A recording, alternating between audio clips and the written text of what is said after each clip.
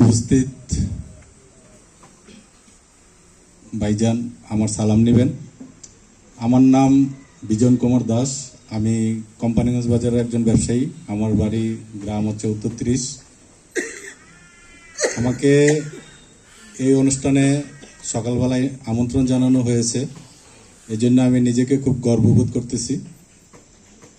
আসলে জামাতে ইসলামী একটা শুনতে মনে হয় যে হিন্দুদের সাথে একটা ফারাক, কিন্তু আমি গত কয়েক বছরে কোম্পানিগঞ্জ বাজারের ব্যবসায়ী জালাল ইলেকট্রনিক্সের মালিক জালাল ভাইয়ের সাথে আমার বন্ধু সুলভ সম্পর্ক।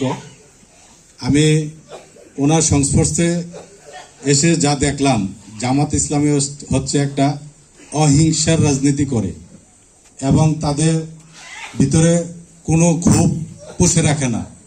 আমি বিগত সময়ে জালাল ভাইকে দেখেছি কিছু লাঞ্ছিত হয়েছে, এখন ইচ্ছে করলে জালাল ভাই এগুলার প্রতিশোধ নিতে পারে। ওনাকে একদিন বললাম, ভাই আপনি এগুলো কিছু করবেন না? কয় না, আমি এগুলো ভুলে গেছি। তা আমি দেখলাম আসলে কত উদার মানুষের মন।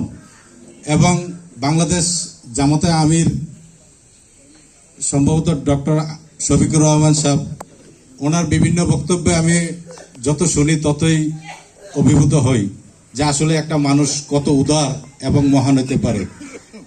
একটা মানুষ যেহেতু এত উদার, তাহলে তার সংগঠনটা আরো কত উদার। আসলে আমরা ছোটবেলা থেকে সংখ্যালঘু এই কথাটা শুনতে শুনতে বড় হয়েছি।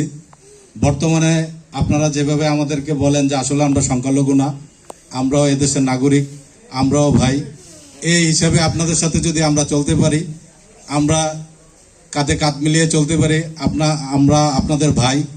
আমাদের ধর্ম ভিন্ন হতে পারে, কিন্তু সকলের উদ্দেশ্যে কিন্তু সৎভাবে চলা, সৎ উপার্জন করা এবং অন্যায় অত্যাচারকে ঘৃণা করা, সকলের উদ্দেশ্যেই এটাই। আমিও আপনাদের কাছে এই প্রার্থনা করি, সামনে আমরা যেন সবাই মিলেমিশে চলতে পারি।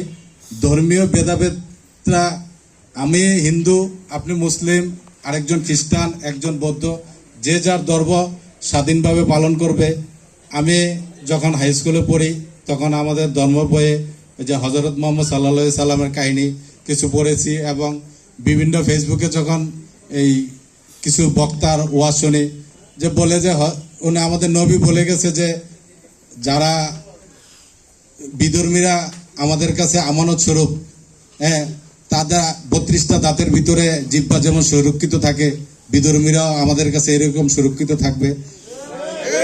আমরা যেন নবীদের ওই কথাটা পালন করে আপনাদের কাছে এই ইয়াটা চাই। এটাই বলে আমার বক্তব্য আমি এখানে শেষ করলাম। সবাইকে ধন্যবাদ।